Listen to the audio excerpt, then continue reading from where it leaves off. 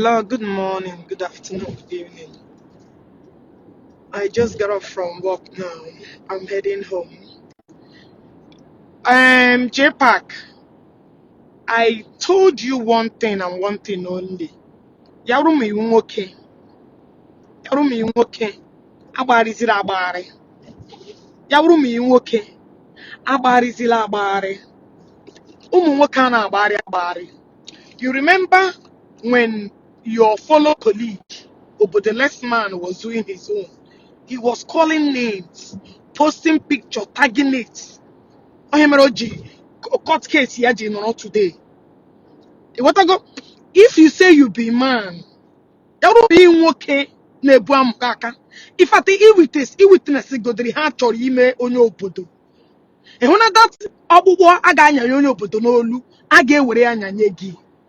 You witness it, you will lawsuit agara agara, and which is also coming up very soon. Jpac, if say you okay, you be man. Jpac, buru picture. I'm gonna onye this your ex-convict friend. Amami hija John Amari. I read your comment before you blocked me and Aku. Ishi, Aku they cry like a baby, cry baby. Before you block it or you delete the comment. Ishi, you the cry say na your contacts where I could use the sell manya. Na north na kezebo sekporo ha na Abuja.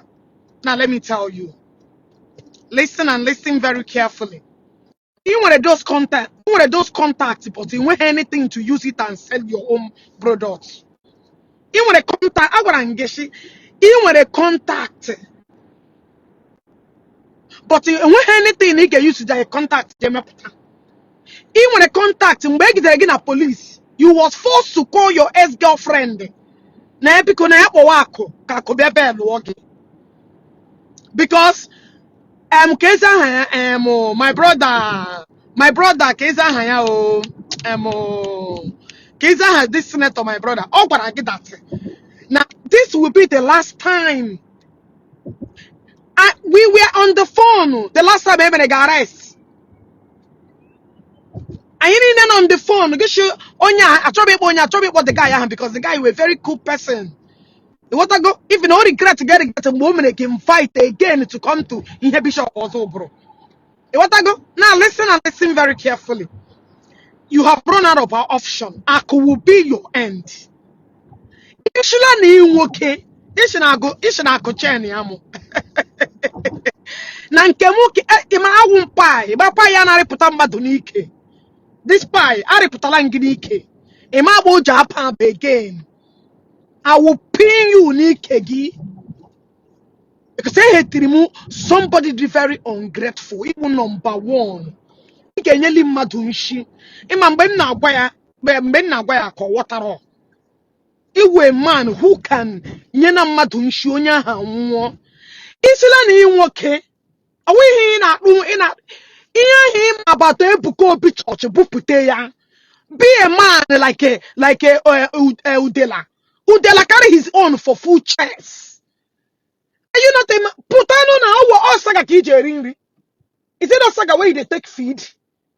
If you say you be man, Aburuga will be a Google. Jpac, be face. Put on with your chest. Me video, tag your picture. Everything he said he gave me poor huh? Now you don't they call baby Okun join for your mess. You know say so you believe that say I could be billionaire. You even China question I could be billionaire. You don't let her agree. Say the guy would man. But I thought you say he no get money. I thought you say he no get money.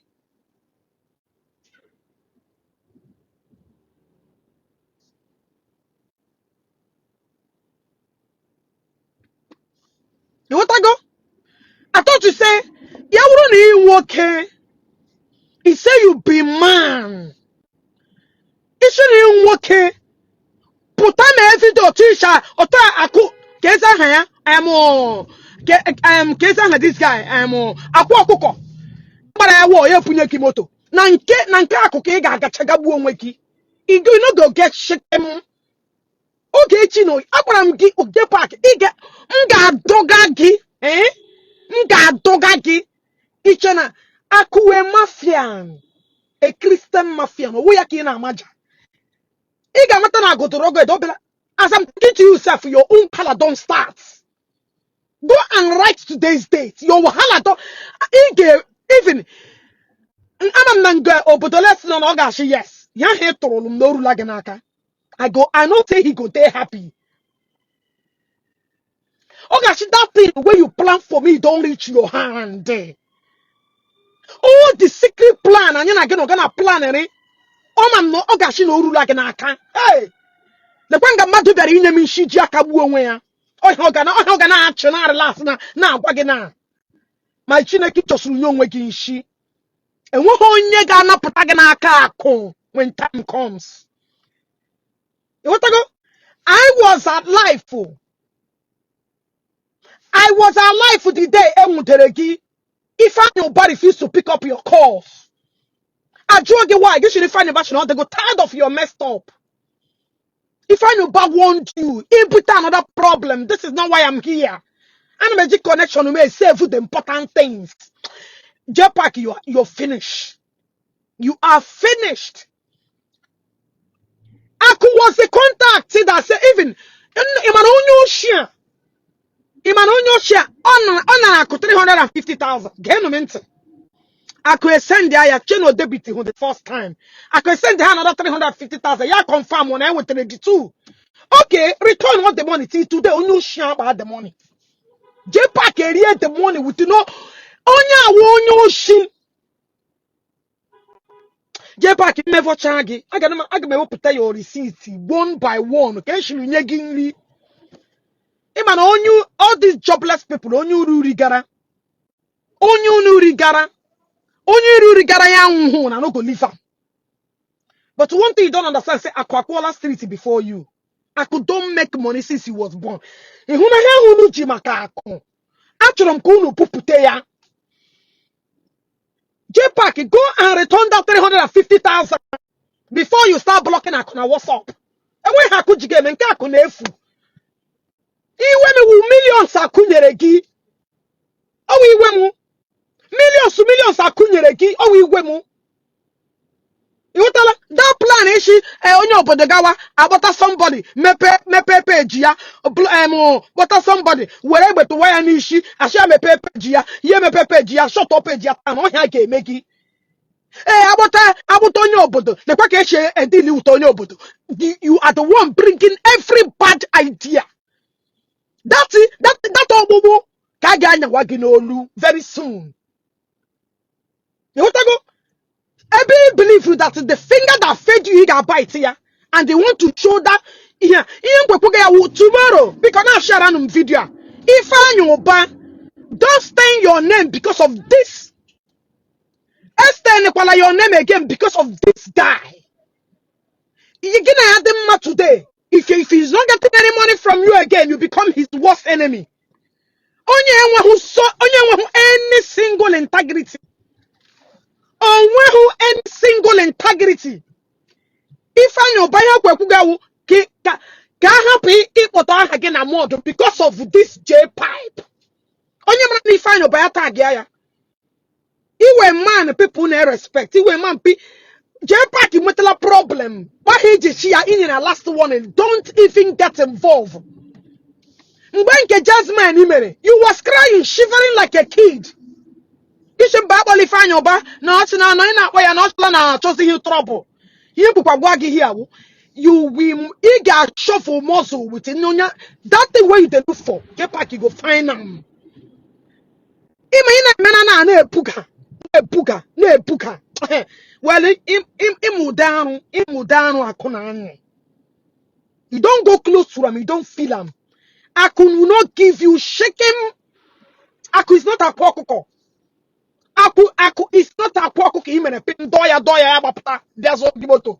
Instead of aku get ya dog aku mafians not the back up, they're not the fear bagger. You want to go? you are looking for trouble, Ako has fed you. Ako enyena give millions of millions. You know be talker. Either to he dispute to a map facial like receipts. Ima wo bitobe. Mbanga na be shi receipt. E containing ejereki. Return that 350,000. You should not return for how many years now? You return to be ya. Return that money. That debit was debited wrongly. That was 700 and something thousand. But she return that money. That money does not belong to you. He begged for 300 and something thousand and yekia. Gish that yeah the koga haga could beat at it. Gish yes new with not 700 and something thousand. Return the other money. The money is not yours. You get ribu before you matter that you want musu. You get ribu. Go and look for job. Come across over there big kishi you know so. Go look for job. You are an ingrate. You are very very ungrateful. You are an ingrate. Ima onya biara shako. Na page yala kwara na make 10 million. Kaku 10 million. O bebe shoge.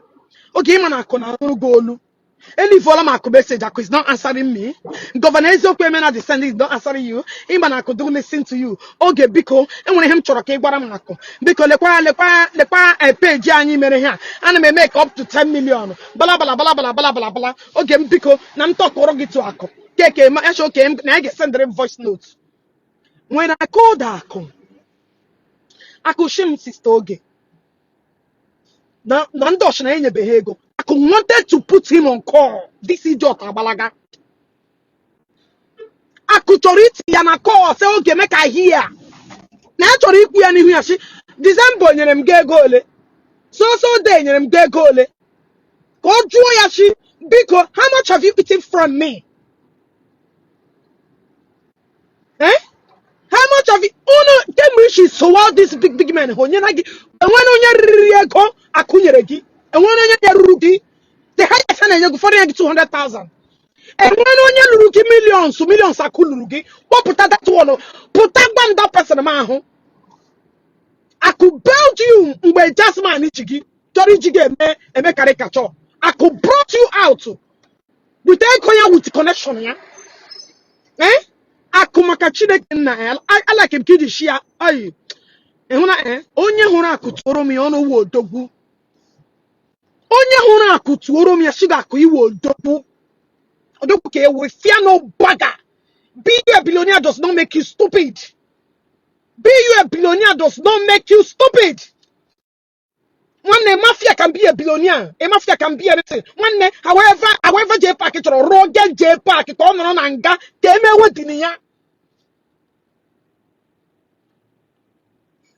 On anga ke share and they man akuge pick record or office of president of Nigeria. You know that. You know we talk on. Am I your fuma? Am I your akumeliri? Not the fool yourself. Not the fool yourself. Again at this your ex-convict. On my home. I could be picky call or senator. You know me. You know that. You know be talker. You can't make it. So because you go feel him. You get feel you are so dirty, eh? That's it. It show what talking at home. The was in the Jihego. The was in no get shaken. Every day, go pay. I like I told Ako, you are the one that started this giving them money. In any Hego, she should appreciation. Well, I understand that he should have appreciation. But these people get on rubu.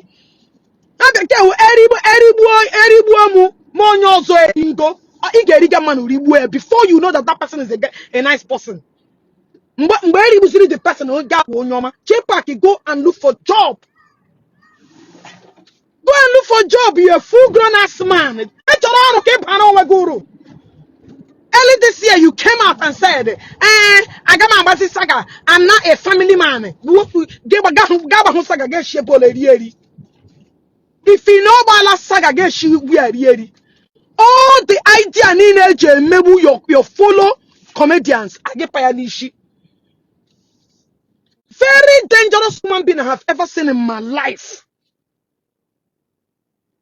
That's it in nature again with there. And again with there in a hard way. And who be Jim Moko Udela. But get jam Mokoge. BJ Moko, no, but don't get jam Mokoge. They wait for you. Because anybody that believe, let me tell you, you see, all these people who won't Omenala G because of Ibaga Kuwana, na side the reggae, they don't like you either. They know you. And let me tell you, you know your bulawu, give put gere, put gere, sabo. Nobody they like them. They will use you a temporary thing. I used to charge at that moment I need satisfaction. I make a dump. And when anybody that will take you serious on what, you don't have a single integrity. And when anything that you anybody can stand, and when I have work, or we ball who green, gabalaga, a ball who blue, gabalaga. I remember when you came to me, sister, Ogechi, another car, another car. Sure, in another car for what? Go, call it. I get banners to get another car. So anybody that trusts in you, believing in you, oh, now I pity the person. I pity that person. The worst thing one day I to accept you in their midst. Get by the church. Bema, Seraphic oil. I'm a Joe teaching videos. Unda hunine. Ichiri Zion. You see you. The dog I'm tagging at that your big friend. Oh God. Well, I trust you them. I already. I trust her. Because only Jihana she don't let Jela. You can feel ya. You go feel am. And nobody just check out that I blow you, but somebody else and I want you, but don't this your woman. Even that she kill you go to the self and I go down already. Oh no, gara Egypt. You have to give little agisa to someone daughter. Ili hapogi would be very, very easy. You want to go? If I go to Lanka, anya no yan outside. You know who gets money passing? Cannot again I similar. Cannot again I similar. When her prop or we have the face all character now, boy. You want to if I see that all who on Egypt to go and when he Jpac in the year, you have to walk on Egypt to care. So man will give you share another person will take over and I can chat the lady. You push it a walla give Jeremiah. So get ready, yo. That thing where he say, a brew Budana. A water and Obejana get easy to kakari. Obejana. Watch and see. Because very good de la digodema. Good de la digodema. Good de la Kegada Huminiga Hop Abo. Go and mark my works. Well, to go there only she said, and he throw you know the waste time. You know the waste. You go feel him. I know him we pray. Hey, hello, long man. I guess him about oh my God. He can on him. He got that if in internal comment section and right on, carry go. They are the ones that are waiting for you to come because they are pushing you to your early grave. He get put on him. They are the ones we Baba Zion was sagaring you. Now I put on Zion. Okay, fine. Can I use to get what I'm can you so get what because it's a wedding when you are wedding? I be a fair gag. A fair gag. Ogula he Jesus to he is Suka. Nimena peace with everybody because it's on the gaba all a gag. Your brain is very small. Brain get very cheap, very small. That everybody can understand your moves more take the action. You want to he just peace now with everybody. I got men that be oh you know, everybody who can waiting, because all we're going to knock it depend. And when any other thing because he went father. You want to don't worry. It got very if time is not taken, I'm telling you honestly speaking, it got nonga. Even before call a really fine, but it's from Lagos, Ufogina Kano. A ship from Kano, Ufogina, Nasarawa. I should be at BH. I forgot her Lesia by force. I'm one he who ya Lesia. I forgot her Attire somewhere. They play with your God.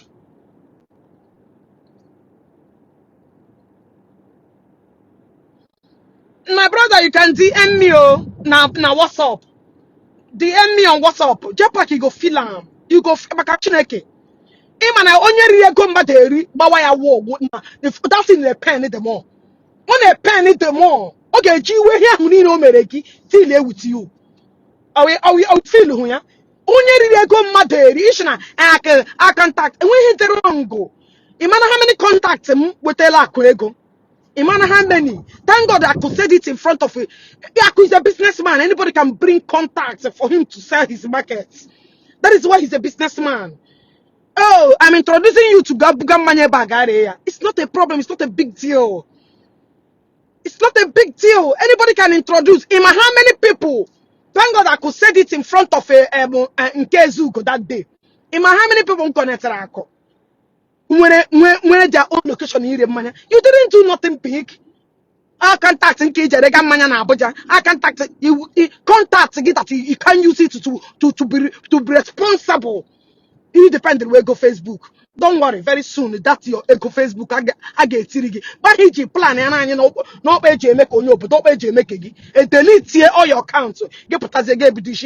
Idea here and that don't hedge deal with you, but don't hedge deal with you. Don't hedge deal with you. Amusu wear belly face. Wear belly face. Only no integrity whatsoever. A man is I got a million. Nye 10 naira na. Nye 10 naira na ye change stand there. Nye 2 naira na ye change stand there. Anybody know that you can be dumped? You can be charged at any minute. Yes, you need okay.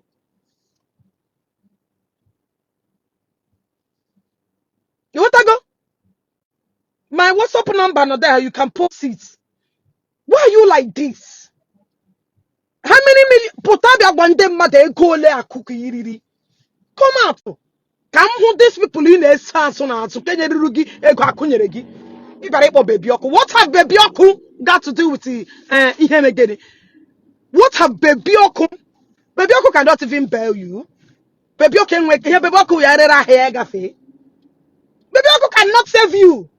Akuna nya ajalo. Akuna, you know it. Person where get contact in the president's house. You're not body. No, which you know. And the work okay, you lose. You lose. Oh, when the Jpac close, but okay, you don't know how heavy this guy is there. This guy, you don't know what this guy is capable of doing. But somebody will go pick up call, they call governor, call senator. That money who I name.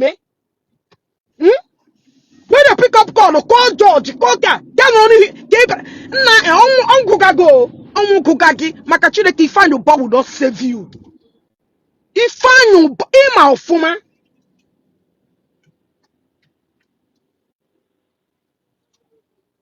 You want to go? You go feel him. You go feel him heavily. Can Papa let me repeat it again? You know only come matter. Na cho yoku on a we with only baby. Let me repeat it again. Nigga come today with all your chan. Eh? Yeah, put a bit of ungratefulness. Ona fumo unfu. Oh, can get the heart as I'm talking to you now. The way I could feel about you. Ona fumo unfu dan. Nke ndo boda na we ribe ego and we be many things to do with you. Oh, can dey aware. The thing they pay most. Okay, I'm now going to pray the gina calculate here. Save up video, mashkola na magwa. Save my video. Ashkola na ma ashi akwa mara ma na eri nwa nkporo. Enwekwa onye wogene. You have a poor father in the village that even to eat is a problem. You beginning na content creator on channel yo. You know be pem every day she just look up. Get she just amana hagedia. It's on the ex-convict. Every day, every day, don't mess with Aku. Ima yinjiga chakuwo, ode monye na emechari like onye yana dem oh him the guy will obioma. But don't seize that obi. Imana obioma ya hakwa obi ojoya. What go? Oh here na metia. Okay. Imana mona nda enwena montene hapo ha. You know that is okay, but you're crossing the line that I could never return. You don't dey try your God. In Amachi go Agbalangi, I have given you and that governor Isiagu. And you know about unu wuru nwoke menu video na agba akụza ya were picture ya otanjiri ji makachi agbari Ishaku de cry lenu onye a na-enye ego onye a na-enye shishi fade onye na-abịa akụ almost every time akụ ewere ego nye gị ka na Ashaku na ebe akwa na block. Hey Chineke God, you know why you're running. Because I wanted to put you online to confirm how many ekole Iri from him. That is why you ran away. In a back block. Look at you. Because when he had game, Gwami ha game that I cannot get it today in a minute. Eh? Gwami here no I could get jige. The way that kakunefu every day or a day ego. Ni will problem men kakunego. Ni will kakunego. Nah eh? Upper image about people don't make friends with the people. It can because you'll be wasting it morning after night. Eh? Look at your life. Look at your life. Eh? A man who's standard in whatsoever. Ebo leku go ragabala inability. Ghana America go. Eh? Can you get it from you if you block her from WhatsApp? Can you get it from you or I could as you get put up a go like within short period of time, matarako. The man has name for years ago like a hanya bregi to compare both of them.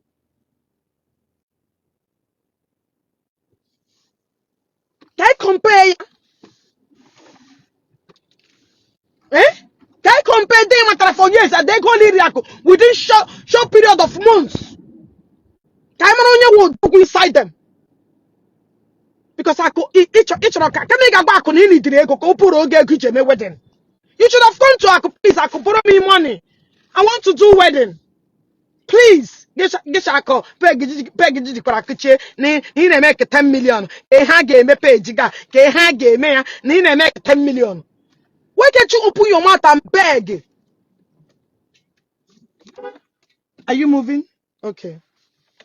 Why can't you open your mouth and beg? Can you gaka? Onye meeting. Onye come a meeting. It come a meeting. What's up you from telling the world? But telling Ako, my brother, I need the money. Please, it's your 10, it's your 20 million. Get juice, untwa wo bere nego. Jintwa wo bere scam mad. Are you for real? Are you really for real? It's not gonna work. It's not going to work. Oga walk. Are you not the one that called me to tell Ako to chobo genuine ego? I'm not gonna kwenye mi ego. I'm not gonna kwenye aku mi in millions. I'm not gonna mi hene. Are you not the one that called me? I couldn't get into because it's okay. Because Batono mo ako. Because are you not the one? The one big I'm not the billion million. You didn't tell me.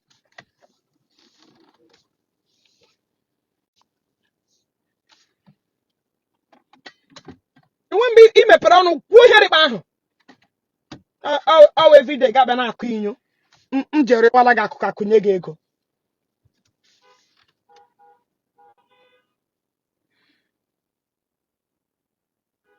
This woman for no now.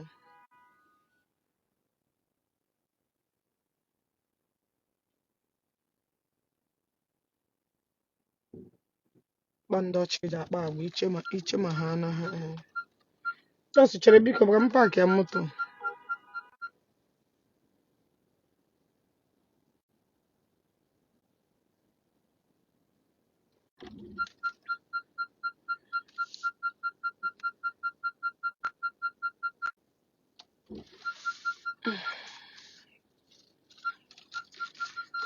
Let's you this before Ngajama.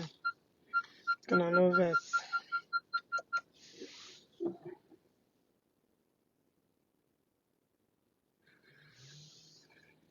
We will know. Or we may park the motor trying far.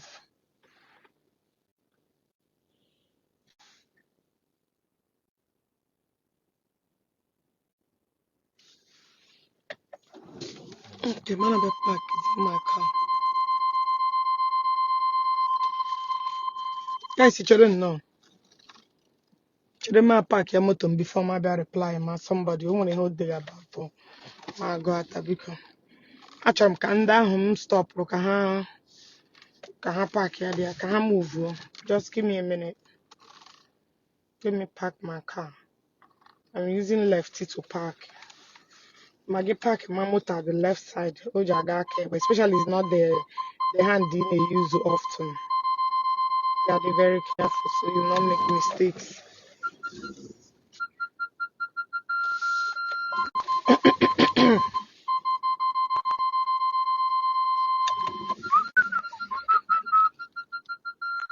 So it's my motor along. You gotta be careful. I don't hear you now. It's too they make noise. Oh, you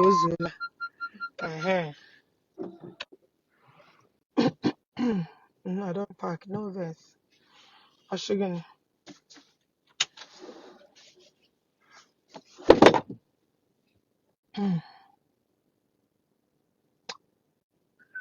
Ogechi Njaka. If I tell you waiting that Jpac don't do when she was living at Eken Road, PH, I swear to God, you because you don't know material age about war. You know material. Eh? Now what fun now? It's me hate digital material. Jamana na one dey bit una bank. You know material age about war. Eh? Because I'm like a war with the facts. You know material. You material with the facts and figure. One ya war the daily bread. You material. For what? Eh? Una like arwa. And when I like ara na Facebook kwa. You know material be mun gong. Number mo plus 312 912 4384. Come see everywhere. When him madu no here nigga. After all, I know na mo wam Jpac e bro so my father nwura puta. Ke na akọ ihe. Nye material ngwa ezigbo ngwa agha. A na-eji America na-akwụ how many billions ga pute ngwa agha. Onye na-alụ ọgụ na agba aka. Na anụrụ nga na-akọ. Nye m material. A na-eti obodo na-azụ gbom. Nye m ngwa agha ga anụrụ nga na-akọrọ m ịgba m. Gwa m nye m can somebody write my WhatsApp number. Ajabaka America na-azụ billions for ịkwado ọgụ on afọ. Pick up on material. I will not say anything because tomorrow you people will recognize. What do you mean? Then why are you saying it here? Why are you saying it here then? Recognize onye. Pay mu material ngwa hejemana onwe gi. Nye mu ngwa ga ogu. Hejemana onwe gi hejemana onwe ma. Akpala ma ga gi were fake number. Were fake number be mu ngwa ga. Ya na ashe mu tomorrow game. Ana tomorrow ma ga onwere ihe a.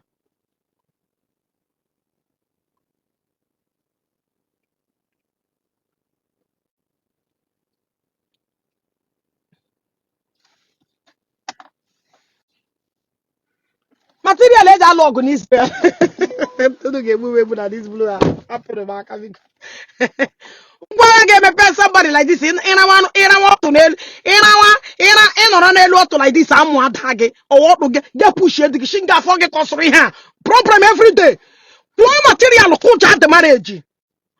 Rubbish. How put an fake runu and a fake love? Can you name it? And a fake, you're gonna put you into reality. You know, like this, I'm one target. I want the material natural. I'm gonna get Chabra logo for you to have peace. How come you no peace? How will you know how to show you no get in our life? Because they get one number each watch them. It's not possible. Happy Hannah, I cannot they watch them and not lie. How you they get information? You know they watch me. Time is showing or not say so. I want to do them haga koge. Oh, look, I get digging on the shinga for get costly hand. Put ye the whole thing. Many people. And when for that choro hana then I no get a choro maduna they are right. You look for trouble, you collect it. Hana ma chom maduna, did not chom maduna working. Not chom maduna wine. Na koiri. She made me, by my husband, they left me. She made me, my girlfriend, they left me. It's a true story. I wash. Uriye ya, unyo le zuri kem pa gina ano ya, mmage family gina ano ya, hana shi, o gini, do didi nke loro, o gini. O wuti hem na to, bim ngwaga, kam tiri everybody. Ndara. Ichoga nsobi ga-enwe. Owonya ama. Jụọ how many marriages in Kuliri. Ebe ha no, ebe Ogechi no we ha chọrọ ya bịawa. Jụọ people m nyere venom, na ala, ha nọkọta he tikapụ. But then he destroy China, he kwesịrị destroy. Ha berezi ya permanently nwere ke gbasara gịnị. By then all gala viral everywhere. And emeta. Yeah, if somebody put on a board almost, even as they take pen, it's too much. You increase the pain. HIV. HIV na ala. You be under medication. More li chike onye pe lagi ya ne obi akoli egelu. Oh, the saga m na agba. Na agba saga for you to recover. Oh. And agba saga that you can never anything in the you be shivered. By then, I'm getting the damage has been done. In a beggar wa mark. Onye mananage. Onye mena. And I call easy. Bimungwaga, what a fake number. I'll give me one of my dreams. Oh, the hamcher. He may be to be dim saga. Yeah, just a preamble. Just a preamble like I need bidon. And I name saga berry. Somebody say, in I was saga photo, and you got saga when they ban a man. I want to get some bachamona gave me. Why would only saga my MA peace? I may go down this. No, I don't want near you, no near me. And I call it. I guess I was forgive him. I not forgive again. When I go on a business, Ibumba Hagana, me sad the thing. You know, look what I'm one thing. Yajama MC like this, Yaku for her give. Not coy. On your brand wishing baby, ungo de lano no one where I put you on Ganelem. How would they have an Anna Conona? Coily. You want to tell tomorrow and I got recognize it again. Look for my trouble, look for your own, honey. I don't know when Jpac ebu puten na muna COVID buru. Na muna COVID buru. Circulate your picture nam everywhere. Marriage call go marriage didn't. The people shall get big happen line. Go for what? He must dig you a dent before got lawyer. He must dig you a dent. That's him allowed the canal. If I have a bad credit in America, my husband the law me you call bad credits. Marriage comes with it. It's a package. Oh we man. Marriage will package. Oh, you don't know? Oh, better wake up.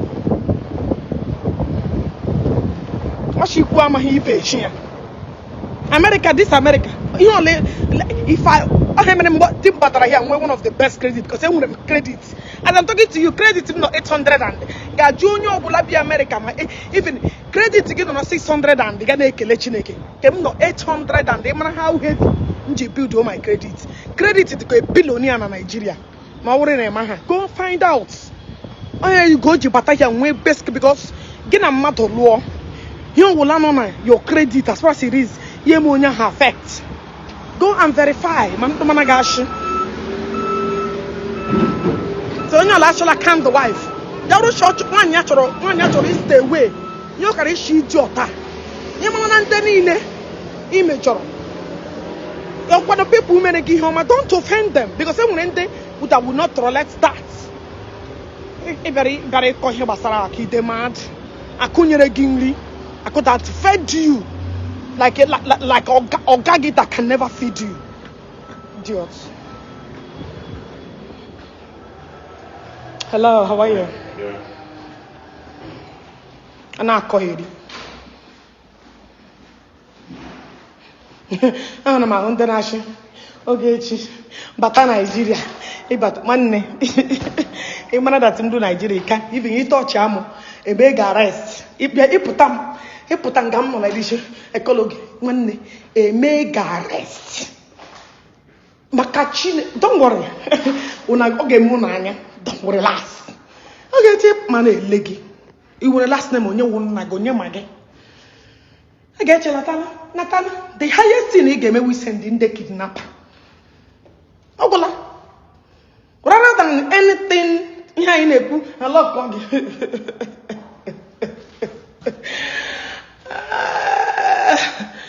I just look at the laugh. Oh, how far? Can't give again. Hey, how are you? Not been a in a hack, I'm go. Hi, babe. It's probably. Oh, no. Kill one. I don't come live video, man. Calendar line, we will a look. We have Uge fitting. Gum coffee.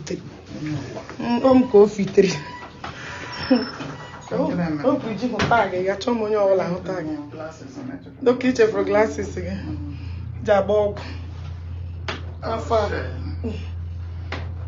I'm a crazy boy no here, so I'm paper like my vitamin C, babe. Yeah, my vitamin C. On any more. On any motivate. On a memo beyond man. Didn't Manasaga the memo beyond man. Baby, wash out there.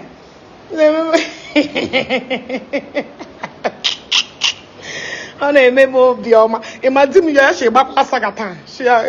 She was so yeah, she be who get the like this about Sagatan.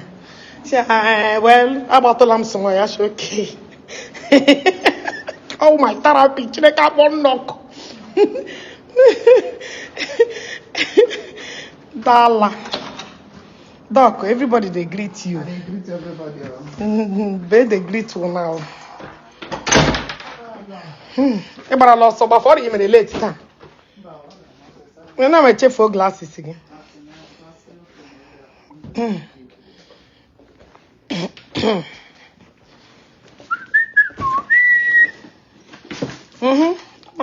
Area John Becky who get away by Shababem tie, you are asking by Jeba.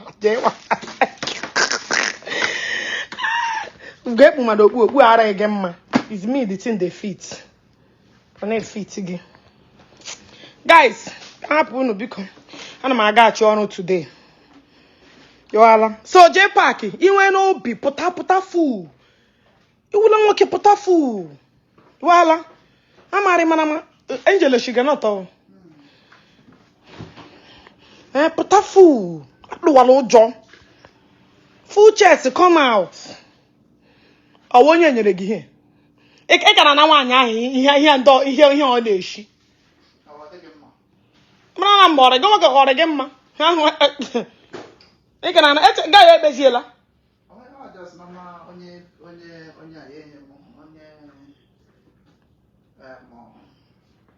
Don't you go to any Ghana? You're not going to get one out. They want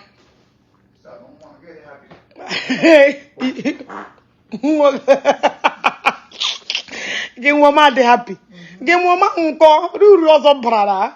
Because when we cause my get beef now. I make baggage that. I don't want you to be collecting it. Oh, I didn't bag man. Because when we cause my get beef, so mom, get one, I made sogi. And now, bang, you are.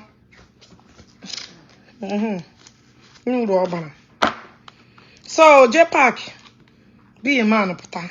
When he was in on Guy Mega about it, the Capampuramu, Banguru. Wala. They need one of these so for your reading in case. Mambeji, young oh, Enjabogam. On the Jago Kakupoma, mamma. I know they read too much. I wish I were a business thing, a mama time. Him and Alpha.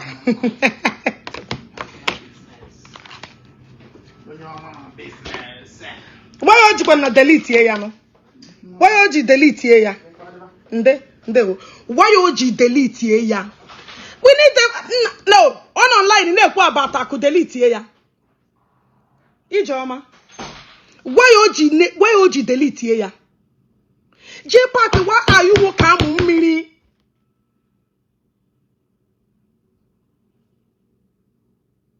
Why are you walking me? Only get to video something. something. Why did he delete it? Oh my good. Hey.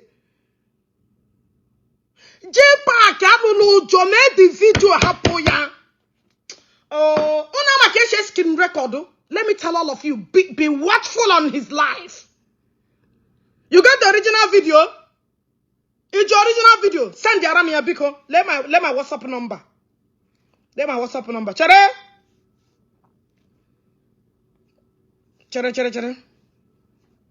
Plus 1312 912 4384.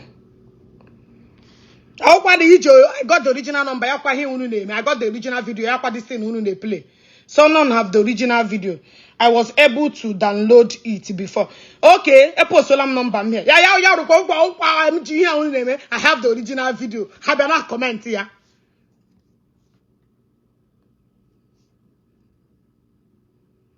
Okay, I have the original video. I have the original video. I talk about me. Oh, what talk about me because I have me dia. I me dia because you were Zubo. Go on a wedding. Go on and game the wedding. Go on and gahi with the wedding. Come on and with the oh, because I want me the video. Send the Arami yo. Send it to.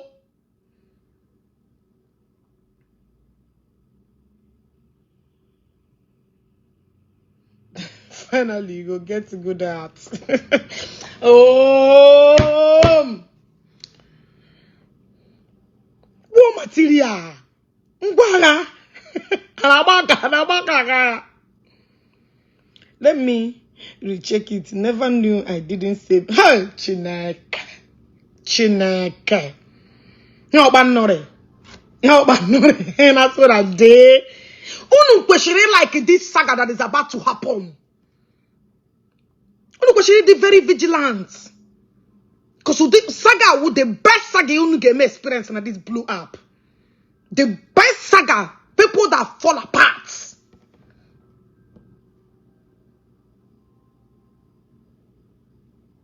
Why don't you delete here, ya? You run cannot they run. Oh, Bia, from today.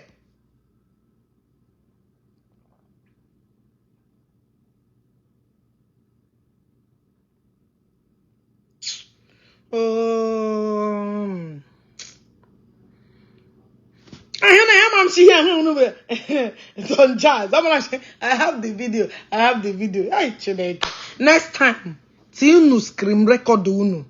I'm not block with my the guy man mistakenly mentions the lobitas and ended. Hey, Chineke.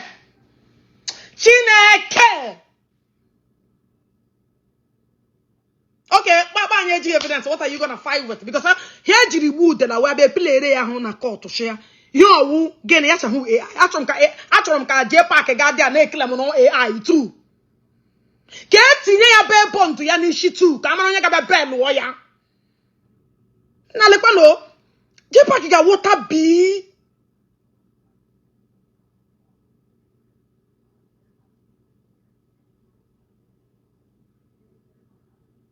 Which weather? Oh, but you not the one smart enough. You know they smart enough. Oh, hey. Mono na anya dịka asụ nọ n'ime mmiri. Mono na anya. Jpac iwurula nwoke. Iwurula nwoke ara nwaanyị ibu nwaanyị ahụ ịlụrụ dị ewu. Mee video hapụ ya with akụ. Kpọọ Zolo, kpọọ akụ Zion hapụ ya.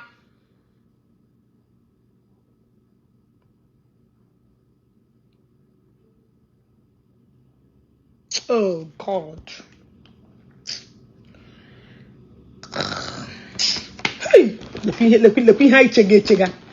Look at movie chega ga-agbanyere ndị ara. Hey, Chineke.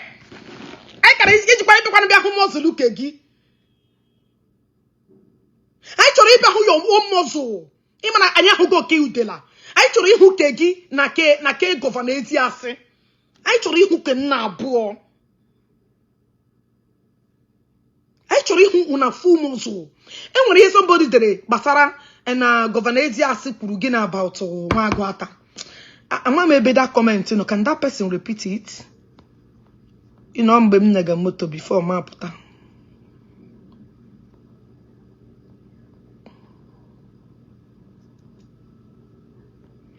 Oh.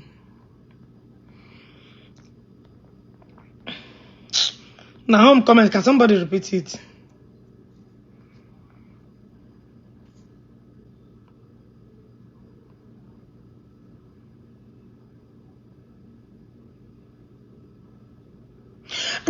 Jpac agama hapu ya. Agama doga kwamburamu ya. You know go get peace. A question Ogechi, you know they watch me. Jpac ego ni na akunyere gi, I ga ewepụta receipt ya.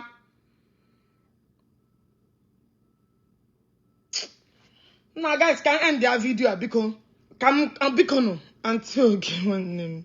Love you for speaking. Moa, can you buy me? Can you buy me? Agame mecha Jpac him game, eh? Oh God. Blocking me is of no use. Among why Oji got delete a video, yeah?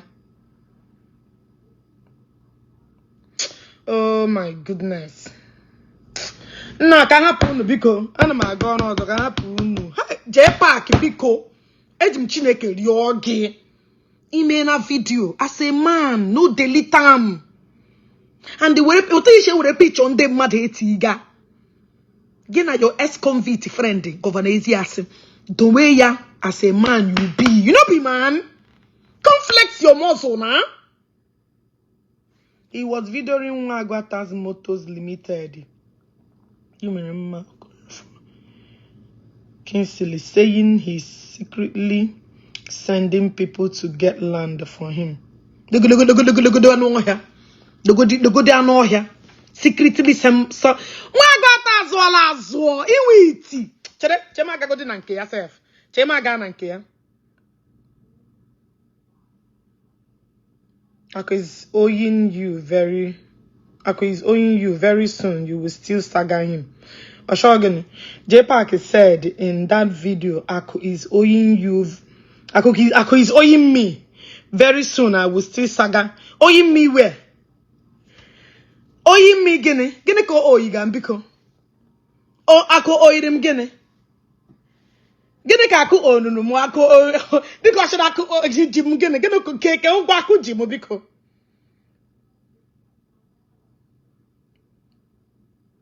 Ke hu gwa Ako jim because my kwatu na deke tru ege. Oh hey video no. Because ke hu kru na Ako jim. That's what Jpac. Oyi me gene now. That Ako is oyi me what? Oyi me money? Oyi me car? Oyi me land? Oyi me what? Gene ko jimu. Jpac, let me be honest with you. If you want to saga, be specific. What are you selling? What am I selling that I should owe me? Because Jpac people got oh check the mail here. I'm not here. People are don't you know that if I got land, then I got again with the land? Wait. Or we Governor Isiagu. Or we mahuna mu with the land. That one guata is surely to get multiple plots. Acres, not even acres. Or we maro. Don't you know that I carry my friend a lot? That's it. Here basaramane me boom madaga. Or we maro. Onyo la mona edena me bo lam hono success. I do carry the person. Joe about me. Saying that he can work on you and your money will be returned to. He can work on me and my money will be returned to. Which money? Because hey, which money? Because but wait. You know, these people are so confused. So he did live this morning. Where is the life? The life for Canodia. The life for Canodia. The life for women of Canodia. Now listen, because Jpac next time, in case if you want to repeat your life, You can work with which money because which thing and okay, how much is he owing me, please? I want to know. You see, unu shi na akụ na enye m ego na akụjizi m ụgwọ.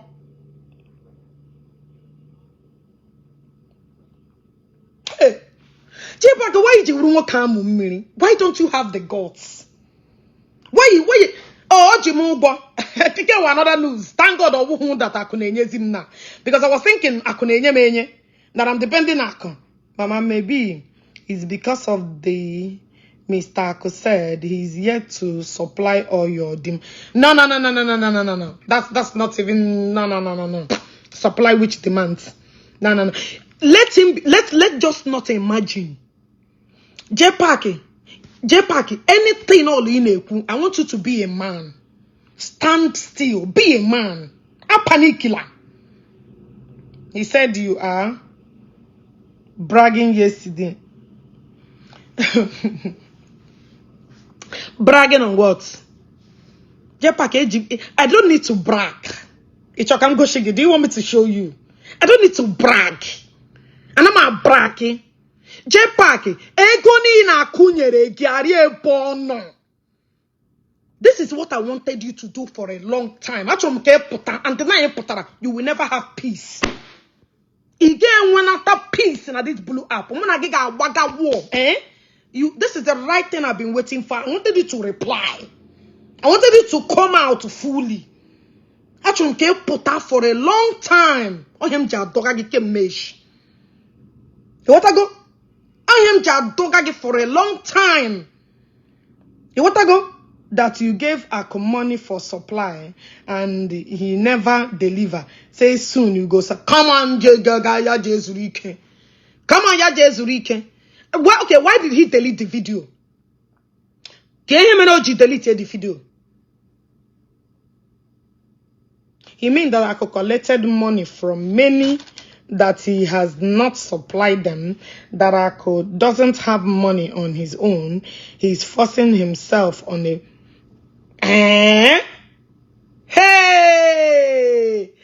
What? So, can you see about the video no? Oh, Jesus Christ. Oh. Sweetheart, please, let anything Jpac said not... bother me. Mama. My sister, I thought about you. You are very funny. You are very, very, very funny. You know, in a touch I'm watching. Mama, bother me. He immediately mentioned Zelobitas. Or mentioned what I am.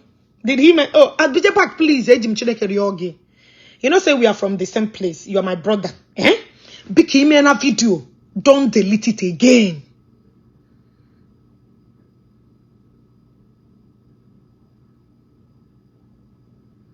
It's Governor Ezioku that made the Chereme Agagodi na page, yeah. Come no in here. Wait. Honey now block channel. Me was the account from Jaba Choha. Ezioku, all of them don't block me. So they I know they go. All of them are blocked. Wait, all of them are blocked. Watch. I'm waiting the opportunity. Oh my God. Hey.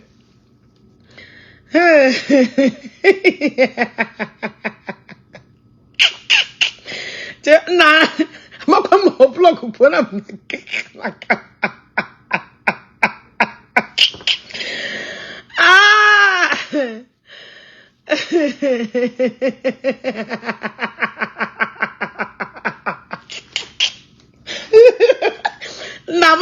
I'm about to go back out to get you. Oh, back out to get you, chopper. Oh, Nanda is not blocking, eh? Hey, Chineke Namo. Oh my goodness. Hey, Namo on my block when I'm taking a cash matana. Hold on.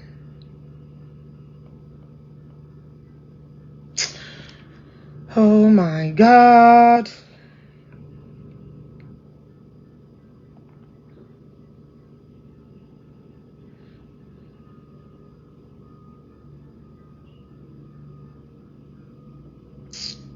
Sure.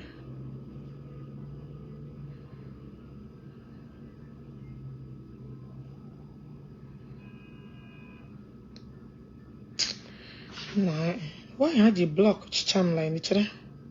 Okay, come then I'm going with the on this account.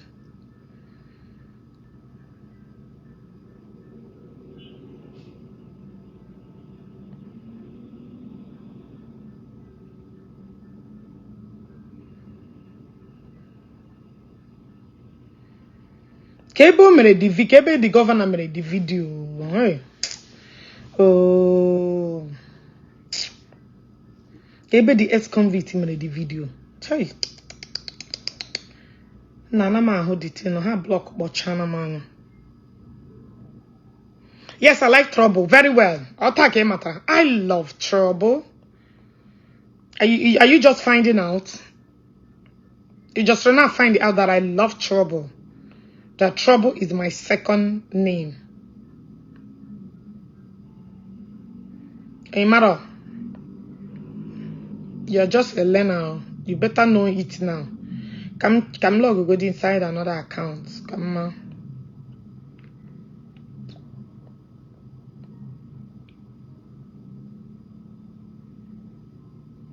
Should I love all of them travel too much.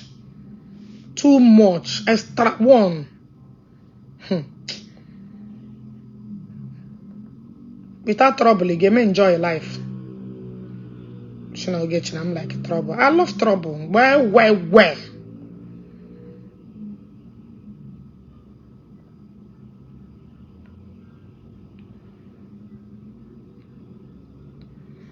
Oh. I can get create a new account this morning and I choosing her. Because this one that I'm using, I seem not to find the nonsense page. In a galan de mad. Give me commercial kili and dem mad ego. Ndori.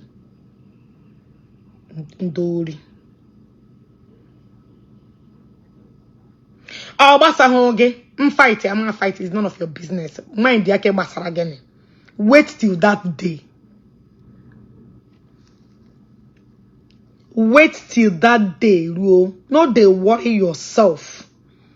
Chema biji chega Jpac wahana. Wait till the day. I personally will do that. Don't be faster than your shadow. Abalo so bakrachigo so. Don't be faster than your shadow. Relax until that day. Nigga make it cool down until that day abia. It's stop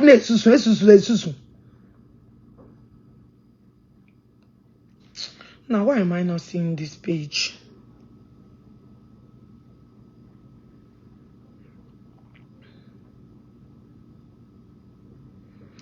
My WhatsApp. Can somebody share it on my WhatsApp?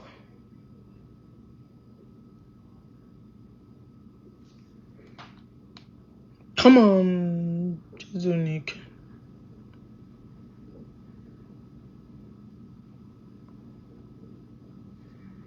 Why am I not seeing the video? Share the video on our WhatsApp because I don't know how you even the accounts where they take. I don't know whether it's under block or I know they see them.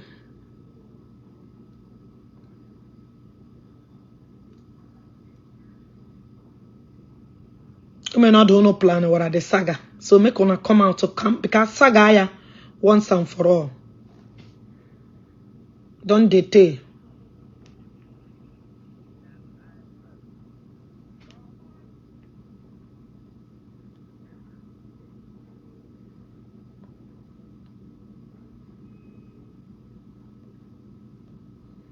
May not do no plan. You no plan or the saga. Come on, make una come out or say so.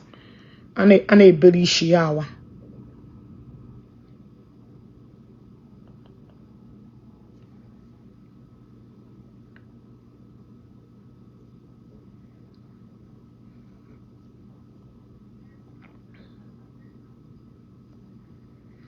Nah, who got me?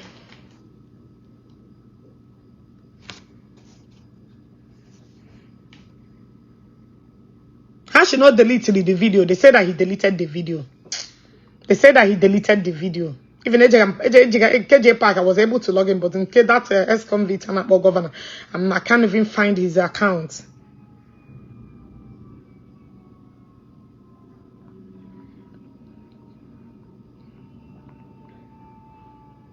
Actually, video he really this money would to really enter them. Share ex-convict can somebody share it to me on WhatsApp, please? Another account and log in on that platform, please. Can you share to me that video? Can you I believe by Wednesday or Thursday I am off. I will sit down for the two of them. See, I'm like you when I'm like I'm all this little rat distraction. They know they follow. In my own gig, little rat distraction. No. I'm gonna with target. I'm gonna with the post. So any other distraction, I know they see them. You want to go? You want this ex-convict and a governor? Please, can somebody share this video and click love? You want to go? Nah, yeah, mommy, why I got video we made this morning.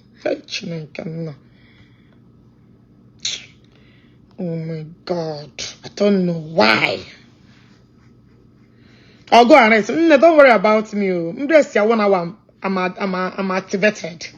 I'm a very different species. When I came, I had him some day. You want to go? So don't worry. 1 hour is okay. My papa another 16. It's okay. No wahala. So Jpac, he got proof. I don't know why you deleted that video. Because I can submit it. I'm gonna the first person that submitted my petition on your head. I'm like a court. You know how they like courts. I don't know why you say so. He got that proof where they are kujimu. And they got that proof who that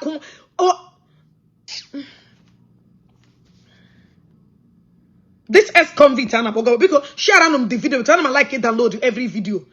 I got that proof where they are kujimu. Ma Johnny ugo wa kujimu.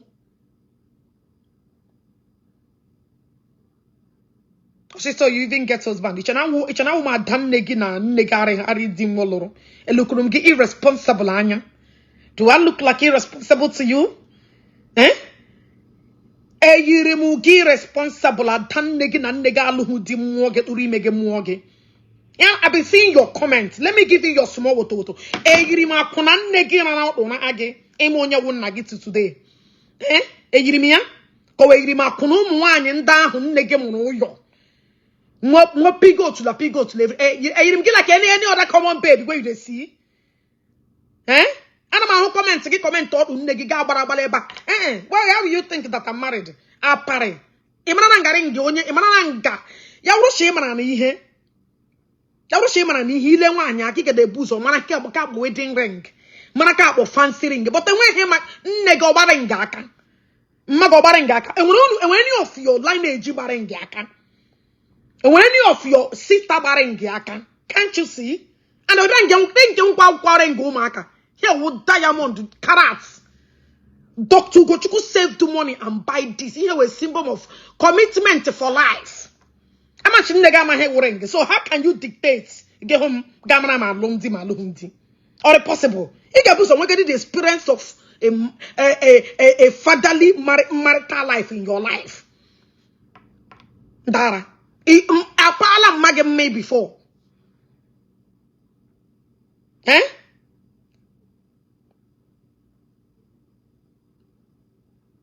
Dele, the fake account. Jpac is a fake account no here. Jpac is a fake account no every day. Jpac or gumona give everlasting.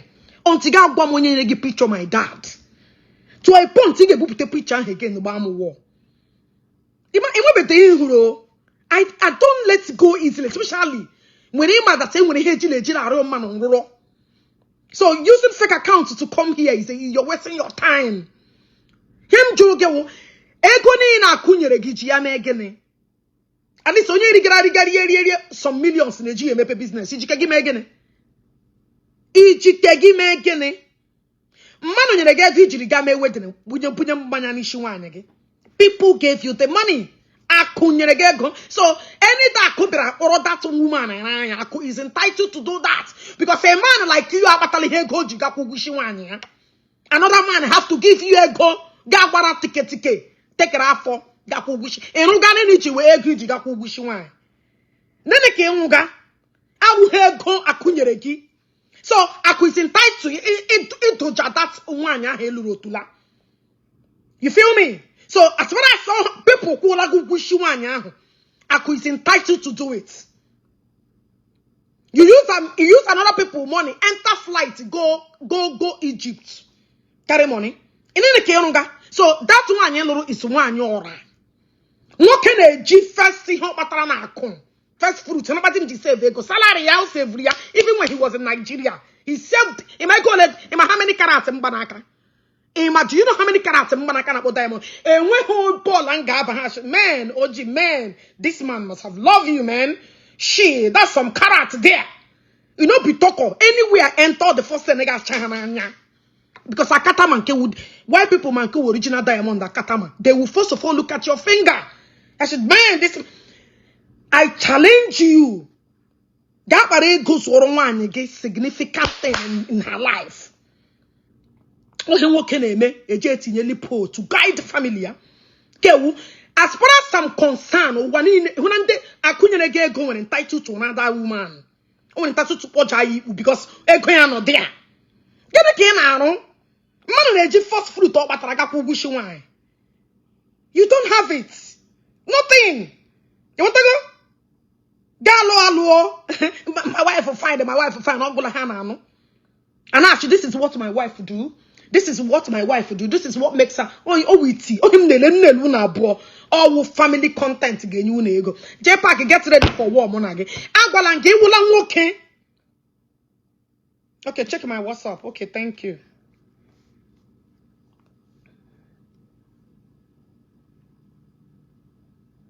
I could get your voice notes. Jpac, eh? Again, at this ex-convict, I wish you would know what is about. Ogechi. When I hate, when I wait to now, I can share. Click love and share. When you check my WhatsApp, I be share. My WhatsApp, yapala hunu je mem na distract ya mo yapa me wen. Hold on. Okay. It's a miracle. Okay. You know the video.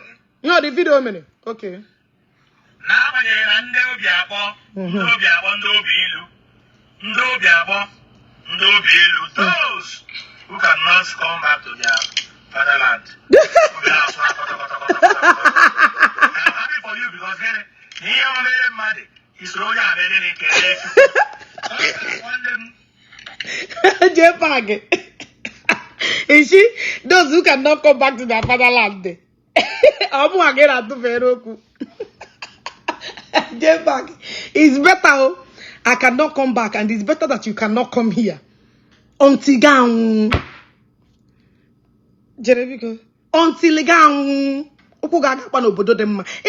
Nigeria, that's your fatherland. Visa Canada. Visa na Nigeria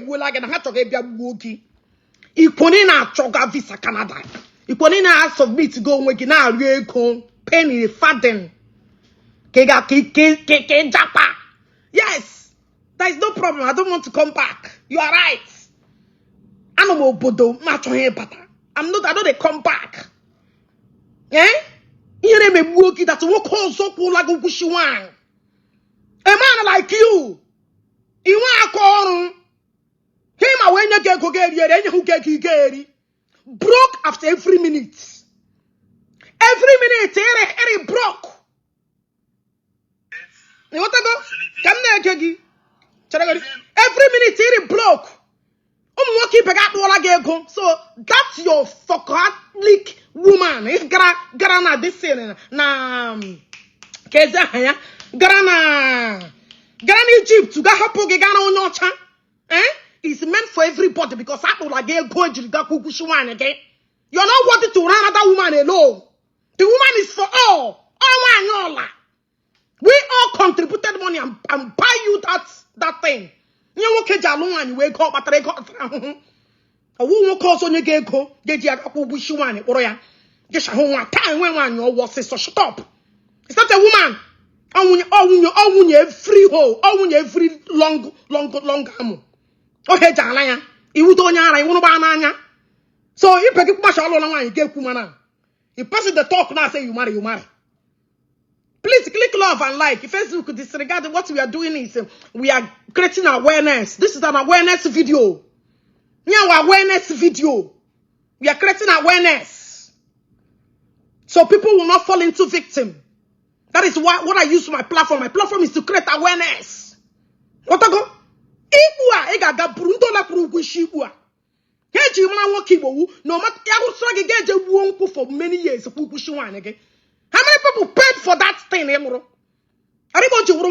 Who said it's your own one again? Eh?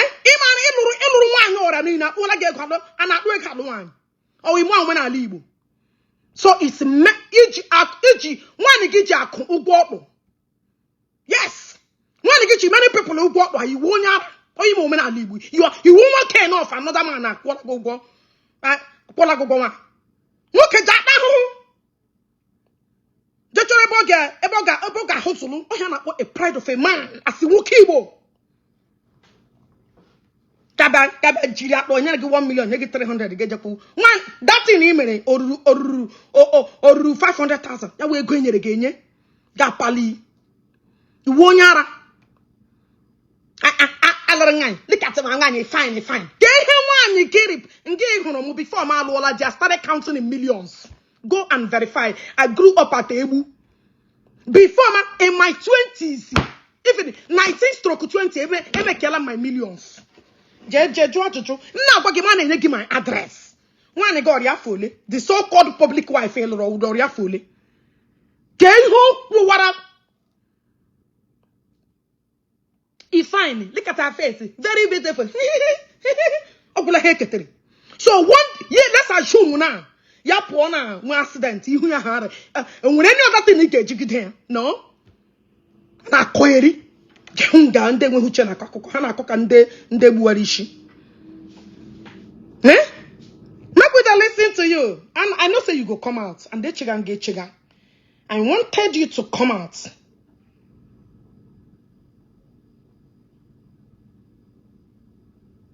And what I go chicken get to come out and they repotala.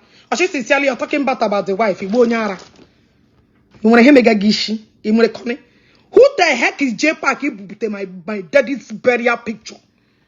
My daddy won on COVID. On that COVID period, they went one a Ebola in Nigeria. My daddy had COVID for couples of months. Mpama Jpac ebu puto my dad. Did you make a caricature on Facebook? I'm talking about the wife. Who the heck is wife? How many people in relations to get one on Obodo Igbo in Nigeria and COVID? I shot to America then and when you must bury that person here. One with the respect for my dad, a professor. How many degree my daddy got around Oboda? Mpaya cross all Ghana and Bo. Mpaya Jpac across all village or Channel Lunku across the village. Mpaya on goes and when any of generation ya we professor. Mpa mejere nwe ye buputo ozu na meji shomani. Were you okay? So you think Ogechi Okeke now about this idiot war? You won't yara. Eh? You won't yara. You hope about the Jews summa make caricature na Igbo.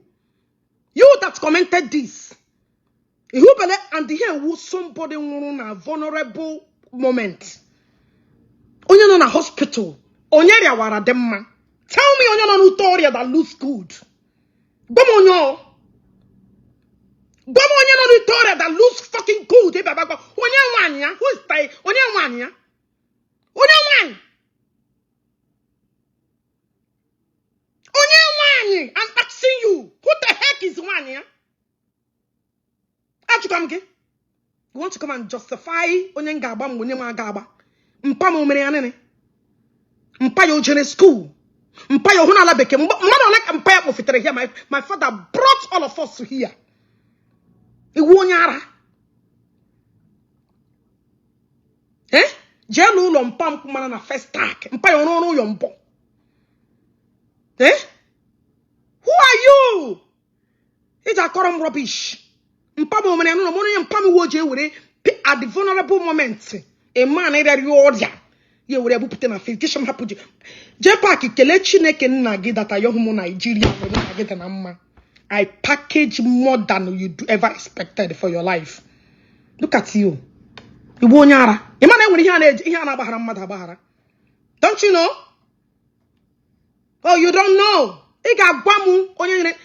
You don't even know. I have not started with you. As you get my business is set, I office him there. He can never have peace. You that picture. You go tell me. My people are my ministry, but people go. It's not here on a journal. It's not here on a sago bitona. They with the most wanted list here. Jay with anything in each abam war. Get your material ready. Get the material ready. Because I get my I'm about to get doing wine again pieces. Give me what you did. Jim no payo. I know they hide them. Onya me no ya. My dog no ya. No they hide him. Carry him. Imagine the one thing you don't even understand. You don't understand.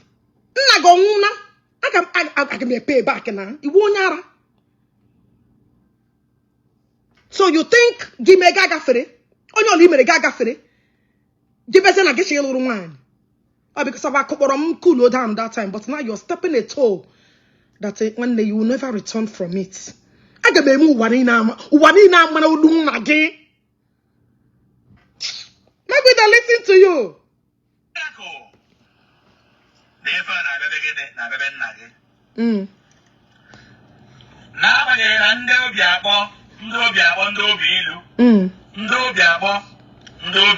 Those who cannot come back to their fatherland. I'm happy for you because congrats one them. But today, I'm going to confirm more. Is doing the right thing. Okay.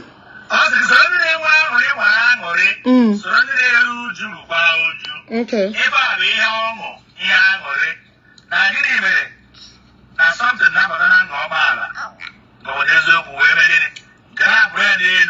Support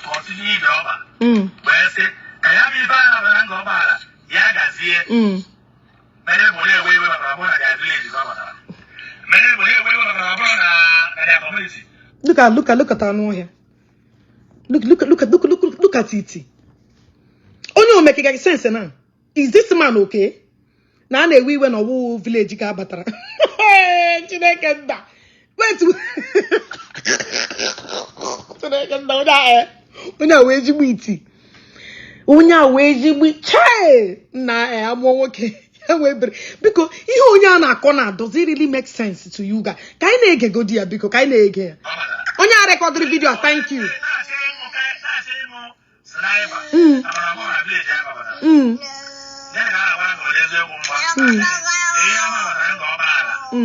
the people of Ngobala will see development massive. Now let me educate you because they might hear now, cousin. Like I said, welcome to you and Ogechi and Governor Isiagu saga.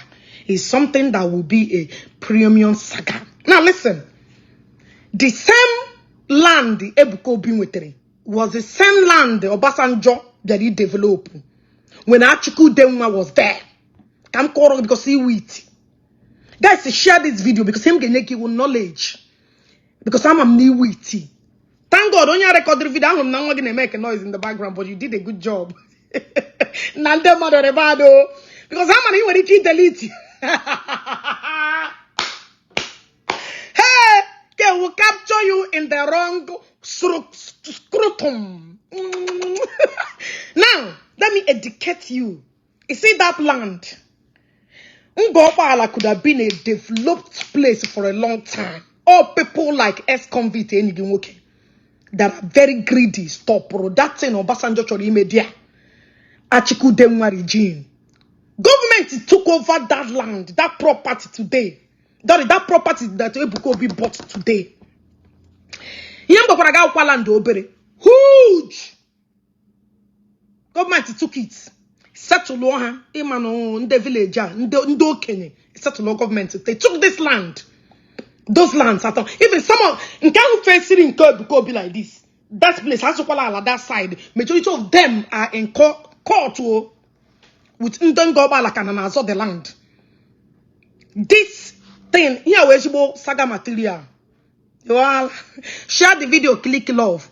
Now, Obasanjo very develop. People have different factories. Maybe na potato, maybe na all this potato and tomato paste. Maybe na toothpaste. Maybe na different things. Okay, father hands. Ndedika this ex-convict and governor Isiagu. Amen. Obasanjo, I'm tired of this. Obasanjo brought in Gawana Ondo. Gawana should have militant. Obasanjo will have militant people. So, in national development, development could have been there long time ago. In a Koeri. That development in Batarana because of stupidity, huh? Oh, majority of Okorobia, and wake up and dia. Oh, who this of governor Ezioku Yane Buarimbe. Ne Buare Chanamite, ne Buarim Mwoge Shinelu Yatabuo. Natural Yatuarim Dedibia, Koji name. They could have been one of the best people. And when they not reach out to you to her, just because of their naiveness, just because of their greedy lifestyle, Obasanjo took that opportunity and took it to Ondo. Now, region of that Achikudenwa. Ye mecha, ya ba from government, ya ba Rochas yaka. Rochas aberi GMA politics. That land aberi GMA politics. You want to go? Something went on till Rochas Apo. Hope was them took over. Now, when there's a young chorezo, leba chobrizo ala unambidi. Nambidi ka chobrizo this land. Bray Bukobi as a peaceful man or even on a anything problem. He's a very nice man, a very peaceful man to that. To yeah, shock and and they choosing. Members. When they provided these two places, Yashia Jemebe, Mushoke on the government wenga. A bidomegene contact ya Governor Hope Uzodema. Can somebody write Governor Hope Uzodema, you will live long? Can somebody write Governor Hope Uzodema, you will live long, may God bless you and bless your family. Emana. Another people who pan down Musu, I will get Governor Hope Uzodema, should not get a desire on Allah. Politics are carrier. What to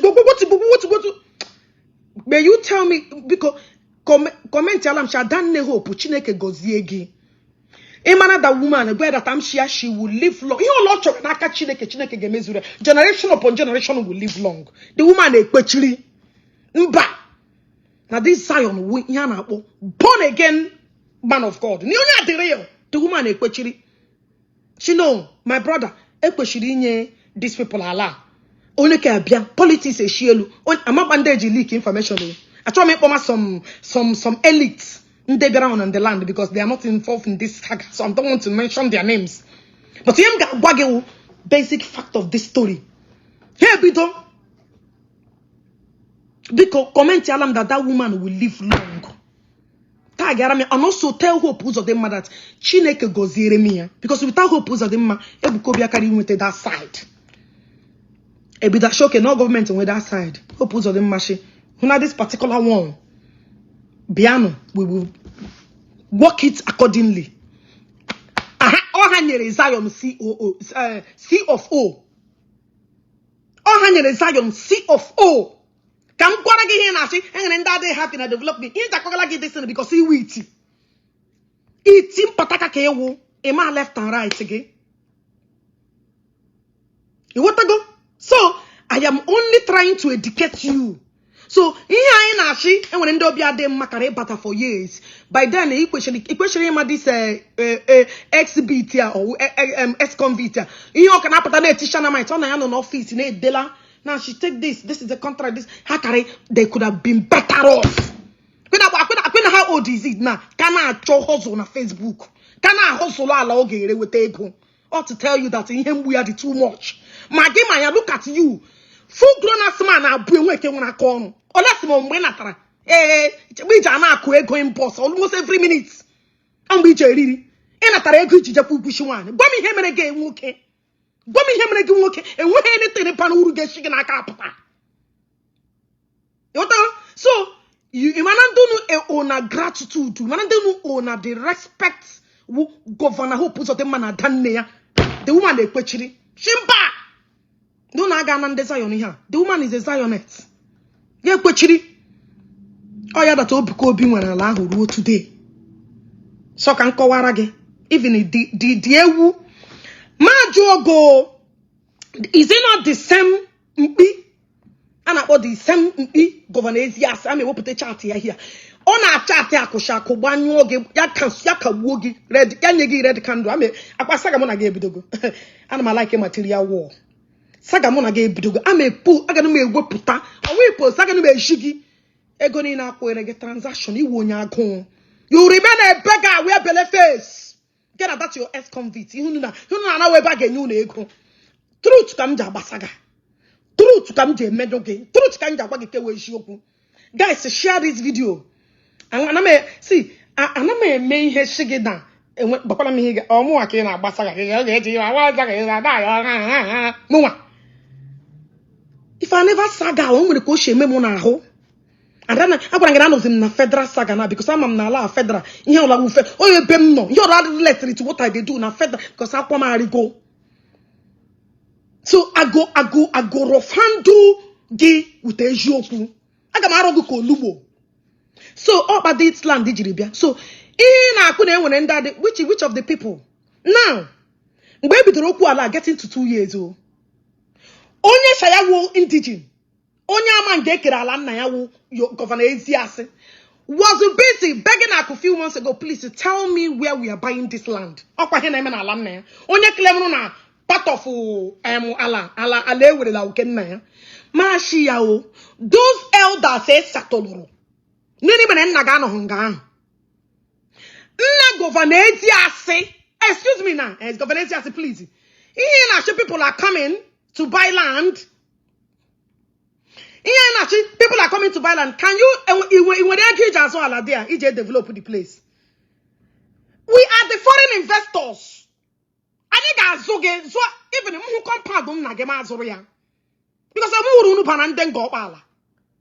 Mpagi jiri ego kwechiri je jana mpagi kwechiri na part of the money. That is why maro. Nde dey aware. People dey aware wunde akwuru ugwo nde nyere ego. Mpagi enwe hu no piece of land there. Mpagiri chapot traffic who come on Ghana and run Nigeria.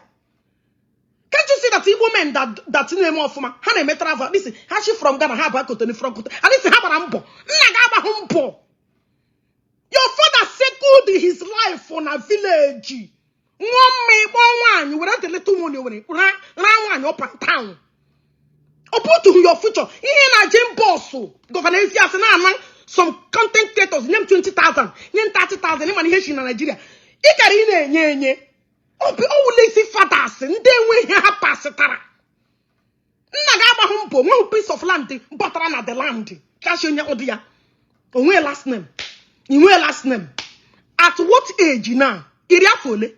Getting to 60 years, my brother, you have only few years to live now. Only gonna jokumene gi hojo wumpage. What is it? The elders are na government house. Hana ko hana eku. Eri ebe mpage inside there. Mpage onuna. Some of the youths na bia there. Gini mere shini wu youth leader. Gini mere you are not among. Anama jogi. That's allow now. When the youth leader sinaga na the government house and eku oku ala for getting to 2 fucking years. You know le. Onye shili dama ama na enwere hele ga na ala nna ha. Iman deberem na bana what is gullible ones ya na Jpac ga-eri 419. Nda no n'obodo oyibo a ga-eri 419. Ọ pụtara the other day shigi na ala abana 15 million. Where is it the same? Let me before I move I keep on playing this akapuche na video ya apola. Okay, man, Eric. You know he chok. Jpac. Can't you see how powerful I am? Panagarange, dogage, pokage, pegage, pepotage. You know, film. I know you're watching me now.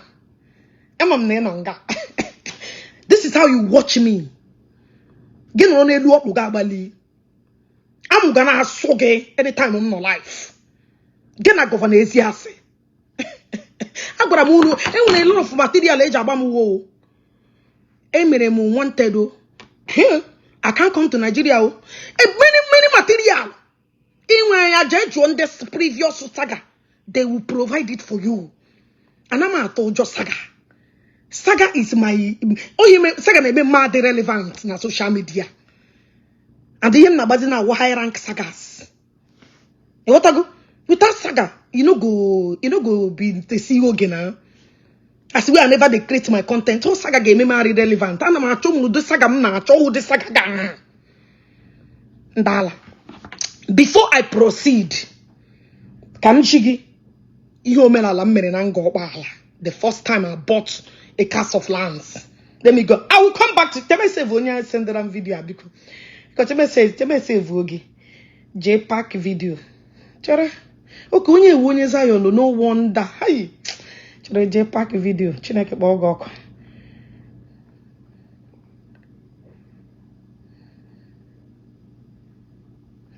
Me say Vogi na. Ka video kam happy hapoge. Click like and love.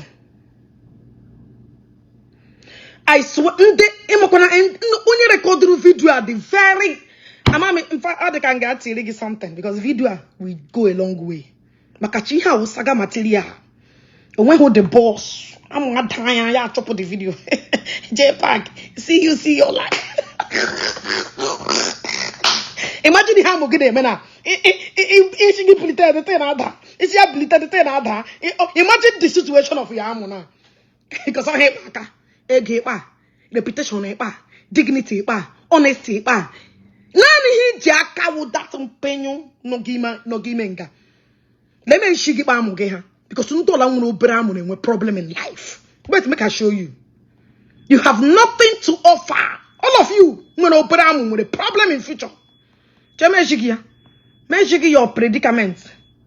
Ndola nwere bramu lepage kebe that's your amon shekoga hono. Where is that amon shekoga?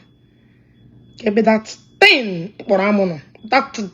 Okay, oh now phone now. Oh now phone now. Arema. Next time saga I think I want a long way to go. Now let me show you. Bemgagazo. Ocean I'm net one. I don't need to so long. One thing you should know about me, and I may live a fake life. For those of you that know me for years, and when me fake life, go and verify. And I made to one. I will take and be doing investment. When I started, when I was in 20, when I was 19 stroke 20s, can be done. Oh, today. First lady confirm one and yamu Jpac or Buribu the small. You need to tell me now. Come on, hang out in future. Confirm on the comment section. Oh, Buribu the small. Sorry, or him and day you don't care. Because I will share amu yangwe. Because I will to hear Jpac age in a gojin or jimo. Afoya no shimske or enjoy joro. Ishoma kwa onye rube how many years? Omasha sign of prostate cancer when they call my gara school. The reason why madam women or at the early age or the early stage of 30s. But don't check yourself. If something is not and the guy pot belly, half armor kids. Something you better start even looking at yourself. Always check your kidney and the liver. I don't wish you that, but always look at it. On your land on a medical field. First assessment as a nurse, you get home matter you can tell. Now,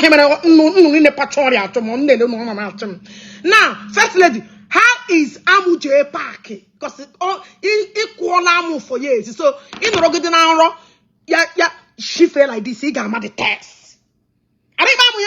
You need to tell me now. Tell me. Are they size, yeah? Because I am a living How is the size? I don't know her. I try to wire because the thing I am gonna through picture. Eh? I don't know her. First lady, you stay there. I told her much. I don't know her because when because I will continue with the preach until get kwejoku. So now, come shigi in national anything me more. Before onye claim na land ya bu ngo bala Ogechi azumi na ala. Gbanu chunu first lady TV ya comment ya. O ga agwa anyi the level of impunity behind him for years. No matter you mere the lady another border. Go hear me no na border. Imagine when o mere ga poge na Ogechi man to hell. Wait, come shigi, no be today. What I go? Don't worry, ejim the small video. Somebody recorded it. I will reply you later. Wait, long come. Where's my engineer? Come buy the movie. Oh, I got bedenge hunde. Meno nde beken no gone. And what do you mage? You know, Josh, who is the person? Onyamage. Who are you? Ana Joshua Onyamage. Ana Joshua Onyamage. Who knows you? Nobody mage. We tikewo. You're just a village hungry man. Tikewo. Chima bwelegi movie. Even kind of channel. No way back in. No way back in. No way back in. Okay. Come because I try to shake your child their face. I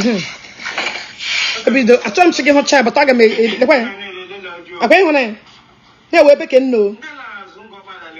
In Anaya, and then I don't go bala. They know even know the voice. Yeah, my first Omenala. When did I do this Omenala? Come on, Bagaya.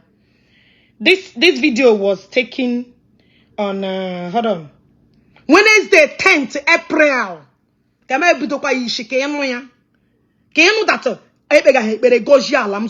wait, now this video was made before Gama Alan Nagamur, okay, Chansumi and Alan. Okay, dear, where? Before Gekuma, I am indigenous rights. And one year, Maggie. April 10th. Sorry. Hold on. April 11th. April 11th there. So, in Ashi, it got based on a machine. Man, elite. It's a man gonna call. Look at her body. Kumuka ge kumuka. Onyamugo, nyawun nage. Nago when last nagacho a dress, yake mam. Dilanden go ala chomangi shipota. And I tried addressing again, and we couldn't find it. Wait, they mentioned the land again. Can you not talk? I'm not making up story. I am not forgetting a name. Shut up. Someone is live a fake life. Have you ever seen me live fake life? Gìght. Come measure to you here. Gìght. They offer me.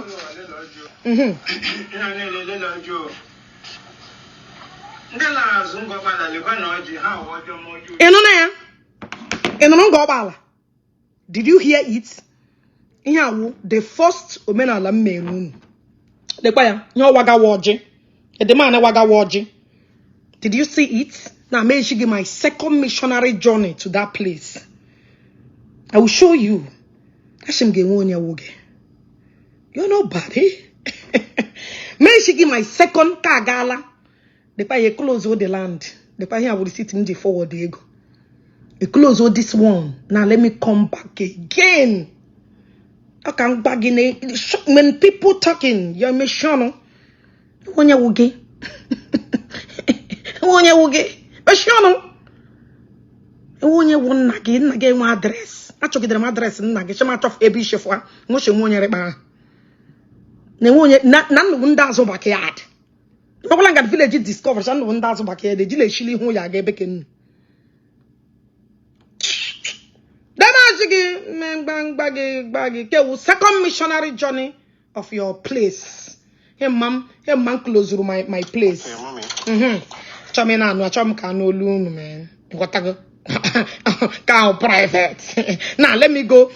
Let me show you second missionary journey to your place. Here were another family again.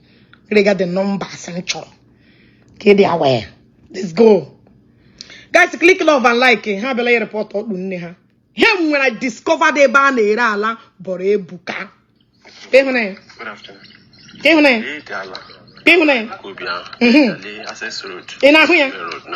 when I discovered it, take a video. In a no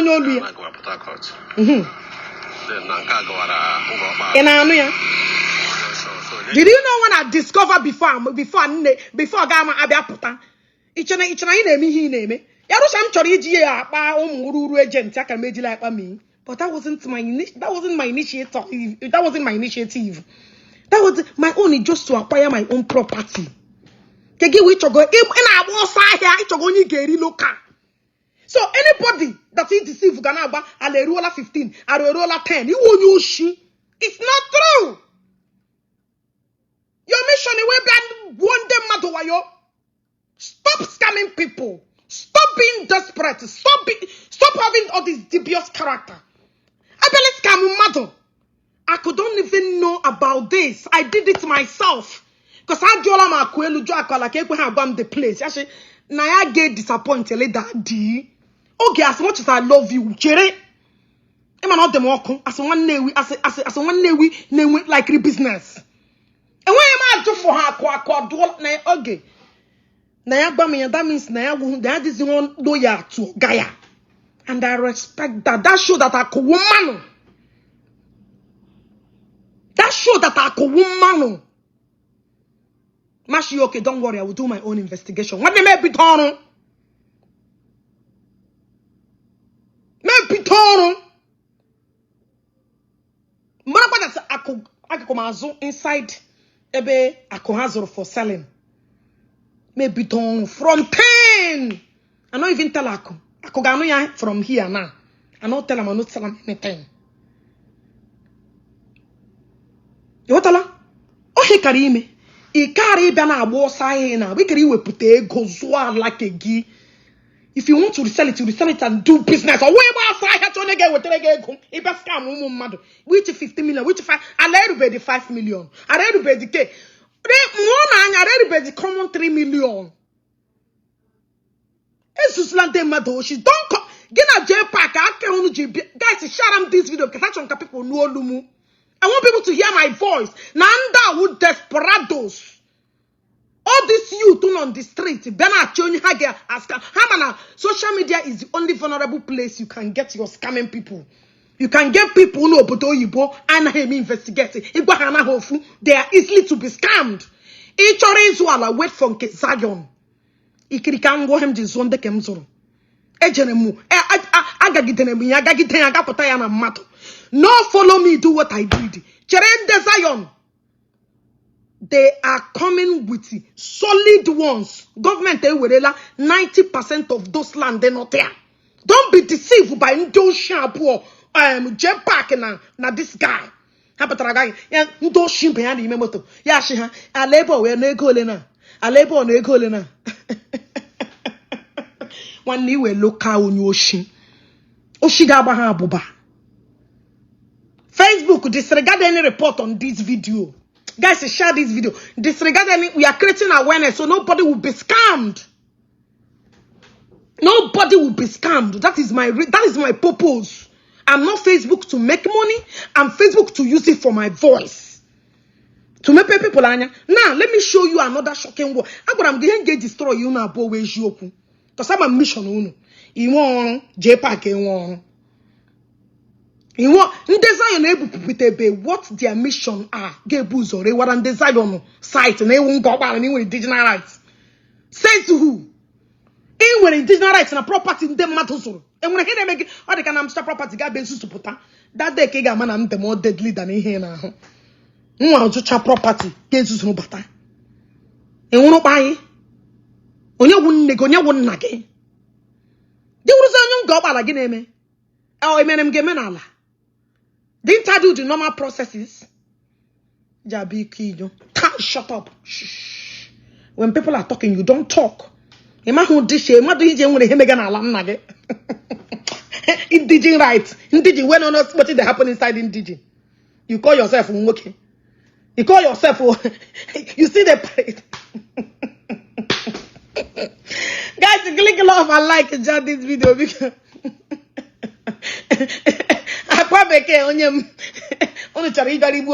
look at them.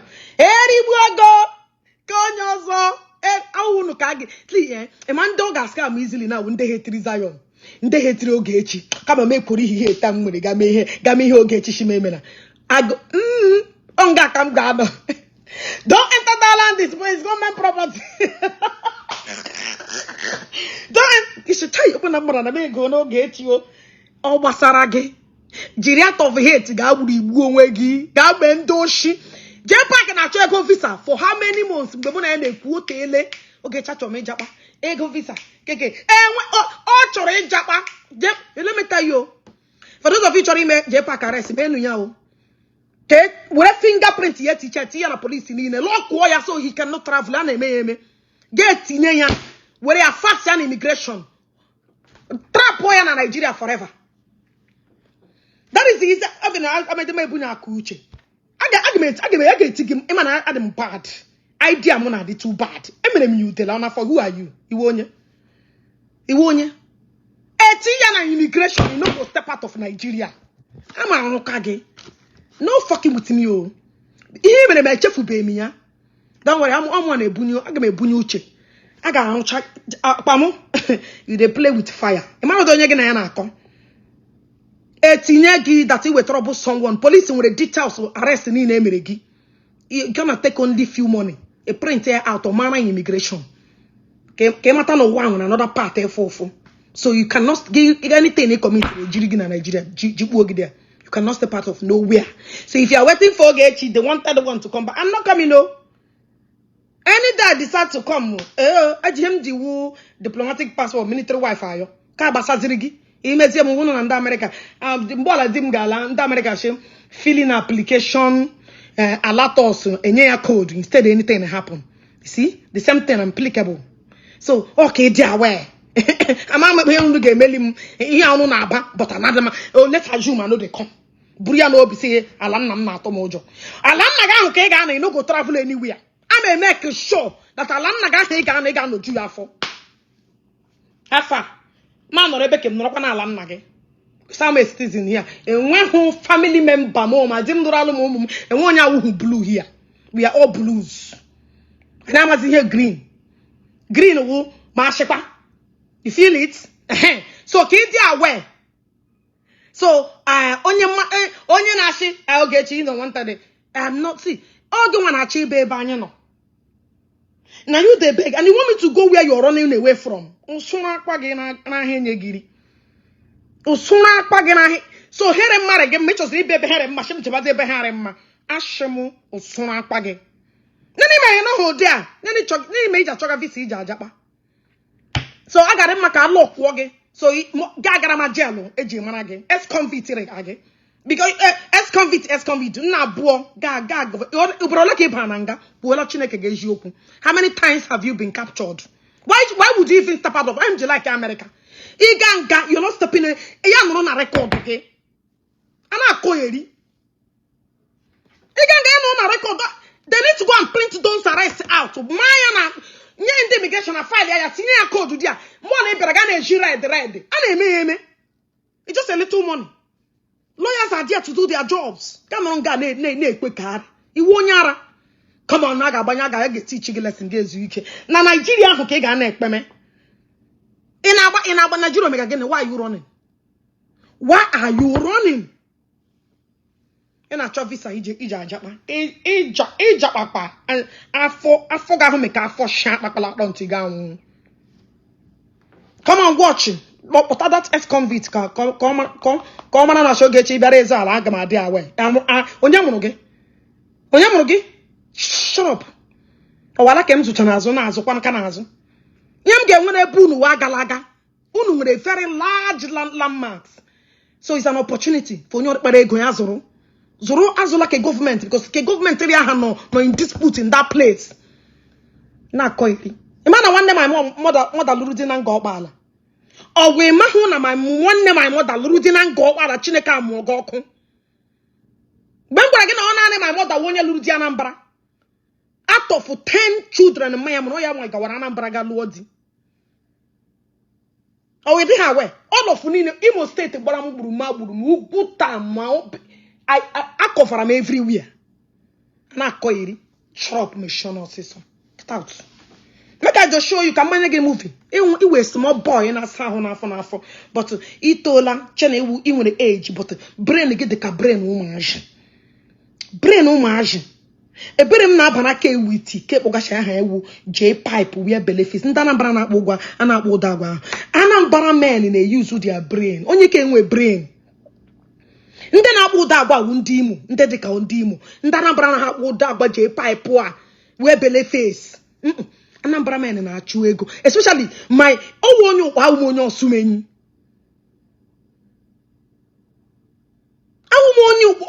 owo onye osumenyi lekwa be ha lekwa ba anyị lekwa mich so amamebe blood o ashiri banya o jiri too messed up e nwere dem gbara show no nwere little brain mo connect with connection on one. If you know